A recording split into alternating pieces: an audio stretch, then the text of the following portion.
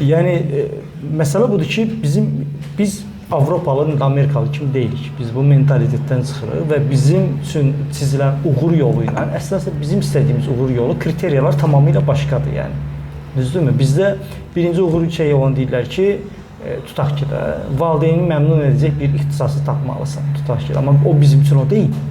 Və biz bəzən o ixtisası geçsək belə, yenə də ətrafın gözündə uğursuz sayılırıq. Niyə? Çünki bizim yox o istədiyi elədin, yəni. Düzdürmü?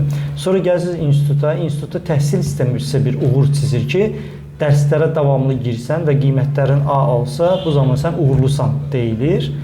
Bizdə bəzi gənclər çaşıb kriteriyanı sistemin qoyduğu kriteriya kimi götürürlər və düşünürlər ki, mən dərslərə davamlı gəlsəm, qiymət A alsam, uğurlu olacam deyə düşünürlər.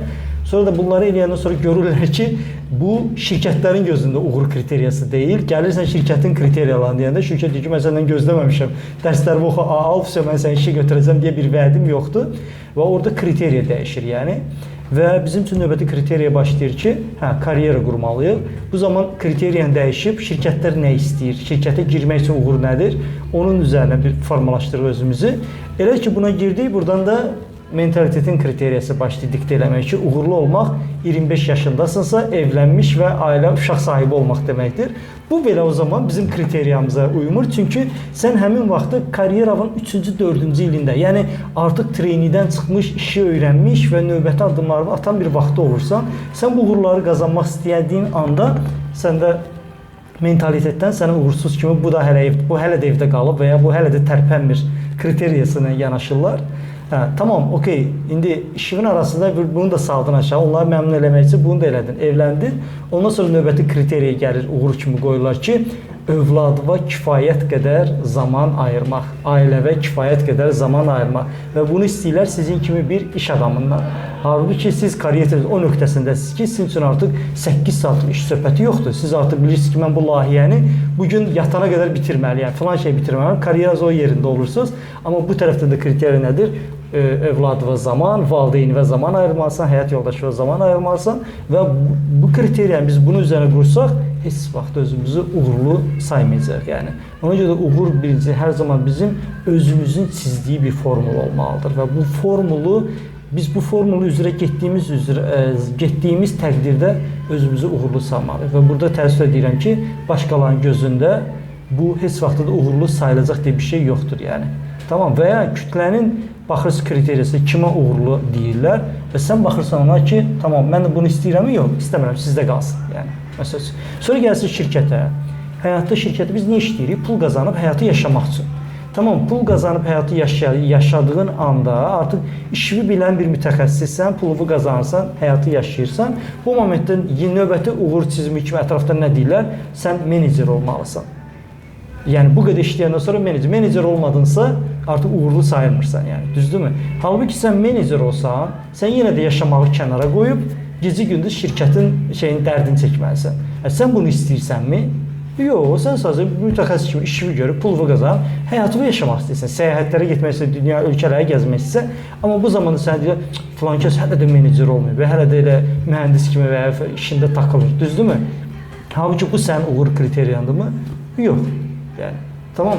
Və ya bir insana baxırsan ki, tamam, bu şirkət tərəfindən sevilən, uğurlu sayılan və bir işçidir. Amma o işçiyə baxırsan ki, bunun şəxsi həyatı yoxdur. Bunun hobbiləri yoxdur. Bu səyahətdən aşağı kimi zaten işdə olduğu üçün şirkət tərəfindən sevilir, yəni.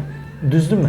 Ona görə də uğur kriteriyası yenə də bizim, mənə görə özümüzdə çizilməlidir.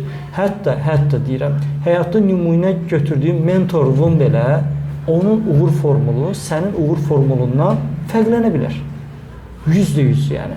Hətta o bir mentor kimi sənə deməlidir ki, mən bu yolu keçmişəm, ayıl sənin üçün uğurlu olmalıdır. Yenə də siz deyə bilərsiniz ki, yox, saxla bunu özündə, mənim üçün uğur formulu tamamilə başqadır, yəni.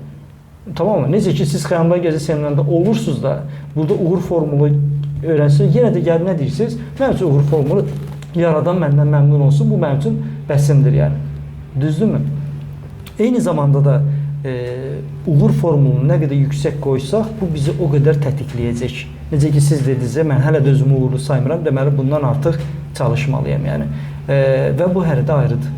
Mən hər zaman elə bir düşünürdüm ki, hər kəs daha çoxunu eləmək. Yox, bəzi insanlar həyatda onun yeganə kriteriyası ailə qurum, övladlarım dünyaya gəlsin, onlara bir ev verə bilim, onları böyüdüb evləndirə bilim. Bu mənim üçün tamam, o insan mənə görə, özünə görə uğurludur. Niyə? Çünki onun kriteriyası budur yəni. Tamam. Amma bir də insan var ki, deyir ki, mən bu işimdə də, həyatımda da bir fərq yaratmaq istəyirəm, bir anlam qatmaq istəyirəm, bir insanlara toxunuş etmək istəyirəm. Bu insan üçün artıq ailə qurdum falan, bunlar uğur deyil, o sadəcə sıradan olmalı olan bir şeylərdir. Razıyıq? Bu insan üçün artıq fokuslanmalıdır, bu dəyər, istədiyi o dəyəri qatmağa. Amma istədiyi bu dəyəri qatarkən də ailəsi ondan məmnun olmursa, bu o demək deyil, o uğursuzdur. Çünki onun özünü həsr elədiyi bir amalı var. Düzdürmü? O amalda uğurlu olur yəni. Aydındır. Məsəl üçün, həyatımın bir dönəmində boşanmış bir etapdaydım. Boşanmış bir insanam. Ailə həyatımdan boşanmışam. Bu zaman Azərbaycanda kriteriya nədir? Boşanmışsansa uğursuzsan. Düzdür? İndi, o zaman özümdə bunu mühakimə edirdim. Mən indi uğurlu sayıram, yoxsa uğursuz sayıram. Bu qədər uğurlarla yanaşı boşanmışam. Düzdür? İndi mən uğurluyam deyə bilərəm, yoxsa yox. Azərbaycan kriteriyası uğursuzam. Yaxşı, o düşüncəni beynimdə necə açdım? Həyatda ən çox izlənilən, ən çox bəyənilən, ən çox sevilən top 10 insan dünyada. Top 10 insanın həyatına baxdım. Bu dəqiqə, bugünkü günümüzdə uğurları ilə hər kəs tərəfindən pərəstiş edilən statistika üzrə top 10 insan. O top 10 insanın həyatındakı boşanma sayı toplam 13-dür. Təsəvvür, ona 10 da yox ha. Aralarında bir neçə dəfə boşanıb yəni. Başa düşdünüz? Onda başa düşdüm ki, məsələ onda deyil yəni.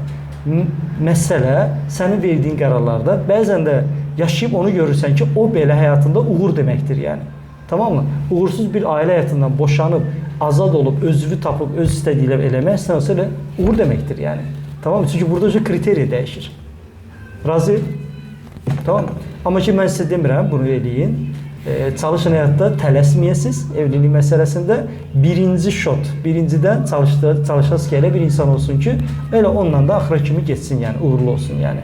Amma ki, Avropa və ya Amerikanların düşüncəsi budur ki, onlar evliliyə ömürlük bir investisiya kimi baxmırlar. Onlar məsələyə belə baxırlar. Cəhd edirik, şans veririk, giririk bir evə, baxırıq, alınır. Alınmırsa, yenidən heç bir problem yoxdur bunda. Tamam mı? Çox normal bir şey kimi baxırlar. Qram o məsələdə stres yoxdur, bəli. Və biz buradan baxanda biz onları linç eləyirik, qınayırıq, amma onlar üçün çox adi bir şeydir bu yəni. Tamam, belə. Və ya iş dəyişmək. Yəni kiməsə görə uğur kriteriya bir şirkətdə gedib topa çatmaq deməkdir. Bilməm, o insan düşüncəsi budur yəni.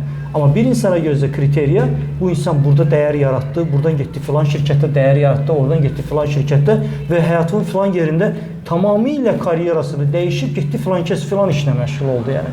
İndi kimdir uğurlu? Baxır hansı yöndən, hansı açıdan baxırsan yəni. Onun üçün kriteriya tamamilə başqadır yəni. Məsələn, o ilfitdə rahatlıqla bəzi insanlardan eşitmişəm ki, bu gənclər o pərəzvən niyə bu qədər uğurlu sayısı? O heç menecer belə olmayıb. Primitiv ən çox deyilən cümlədir yəni. Şirkətə gəlsiniz, görəcəksiniz o sözü də. Yəni, siz çox pərvizə sınıf desəz, neyini bu? O heç menecer belə olmayıb deyəcəklər. Çünki o insan, onun üçün ilahi uğur, o menecer krestosudur yəni. O düşünür ki, bir gün mən menecer krestosu otursam, mən onda uğurlu olacam yəni. Amma o insanla oturan menecerin həyatına baxırsan ki, onun həyatında o krestoda oturmaqdan başqa heç bir uğuru yoxdur. Yəni, komandadan soruşsan, heç kəs ona hörmət eləmir, heç kəs ona bir insan kimi bəyənmir, hamı üçün şeydir, kabusdur. Yəni, həyatına baxsan, ailəsinə zaman ayıra bilmir, bütün günü işlədir, gecə saatı kimi, indi uğur demək olar mı ona? Baxır, yəni. Tamam, sadəcə bir dənə məsələ var ki, hamımız həyat müvəqqətidir, o yaş gələcək yəni, həyatın son səhifələri. Artıq 40'ları, 50'ləri vuranda başa düşəcəksən ki, artıq yəni bir şeylərin artıq bağrını yeməyə yaşına çatmışam. O anda geriyə baxanda öz iki şeydən biri olacaq yəni. Bu həyatı yaşanmağa dəyər bir həyat yaşadım, yoxsa heyif elədim bu həyat. Düzdürmü? Hər zaman bunun fərqində olmalıyıq ki, yəni özümüzün məmnun qalacağım. Birinci kriteriya budur. Özümüzün məmnun qalacağımız bir həyatı yaşaya bilmək yəni. Mən həyatımın o dönəmdə beynim nə əsdi? neft sektorunda işlədim, əcəb elədim. Həyatımın bu dönəmində beynim nə düşündü? Green card alım, gedim Amerikaya. Elədim, əcəb elədim. Hə. Bugün mən hardayam, özünüzə nə deyəcəksiniz? Həmin anda indi 50 yaşa gələk də, düzdürmü? Ya Amerikada olacaqsınız, ya da Azərbaycanda, düzdür? İkisində də məsbit uğur, hansında olursa olsun, əcəb elədim, zor idi, hekayə zor idi deməyi bacarmaqdır. Yəni, tamam, bütün məsələ budur. Qalan hamısı o ki, sizi bu yaşda qınayan böyüklər, o yaşda artıq ölmüş olacaqlar. Düzdür? Ondan sonra sizi tanıyan insanlar da yaşlanacaqlar, onlar da ölmüş olacaqlar. Ondan sonra növbəti nəsil sizi ya tanıyacaq, tanımayacaq və bu həyatda sizi tanıyan son insan da ölənmiş olanda siz bu həyatda yaşamamış kimi olacaqsınız. Niyə? Çünki sizin yaşamağınızı xatırlayan heç kəs yoxdur bu həyatda. Düzdürmü? İndi ona görə də uğur demək ki, bəzi insanlar da çalışır ki, elə eləyim ki, nə bilim, kimsə məni xatırlasın, övladlarını səni xatırlamayacaq. Biz babamızın babasını xatırlayırıq. Yox, qətiyyən, düzdür. Mən bu nöqtədə nəyə baxdım? Siz özünüz istədiyiniz üçün Amerikaya getməyi içində təqdir elədim. Amma insan da var ki, deyir, mən gedim Amerikada sürünüm, amma mənim övladım Amerikan olsun, onun gələcəyi olsun. Dəyərmi? Mənə görə dəyməz. Yəni, övladına görə özünü qurban vermək dəyməz, yəni. O adını əvvəldən atmaq lazımdır. Övladını düşünürsə, övladı olmamışdan qabaq olur.